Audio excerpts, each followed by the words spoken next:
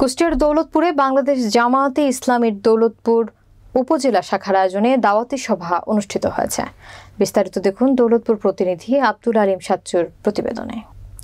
বৃহস্পতিবার বিকেলে দৌলতপুর পাইলট মাধ্যমিক বিদ্যালয় মাঠে আয়োজিত সভায় প্রধান অতিথির বক্তব্য রাখেন বাংলাদেশ জামায়াতে ইসলামী কুষ্টিয়া জেলা শাখার আমির অধ্যাপক মাওলানা আবুল হাশেম। দৌলতপুর উপজেলা উত্তর শাখার আমির উপাধ্যক্ষ মাওলানা মোহাম্মদ বেল্লাল উদ্দিনের সভাপতিত্বে বিশেষ অতিথির বক্তব্য রাখেন মিরপুর উপজেলা ও জেলা জামায়াতের নায়েবে আমির সাবেক উপজেলা চেয়ারম্যান আলহাজ মোহাম্মদ আব্দুল গফুর, জামায়াতে ইসলামীর কুষ্টিয়া জেলা সেক্রেটারি অধ্যাপক মোহাম্মদ সুজাউদ্দিন জোয়াদ্দার, শিক্ষা সাহিত্য ও প্রচার এবং মিডিয়া সম্পাদক অধ্যাপক ডক্টর নুরুল আমিন জসিম, উপজেলা দক্ষিণ শাখার আমির মোহাম্মদ আরজুল্লাহ, দৌলতপুর উপজেলা জামায়াতের সেক্রেটারি মোহাম্মদ শফিউল ইসলাম সহ অঙ্গ সংগঠনের নেতাকর্মীরা উপস্থিত ছিলেন।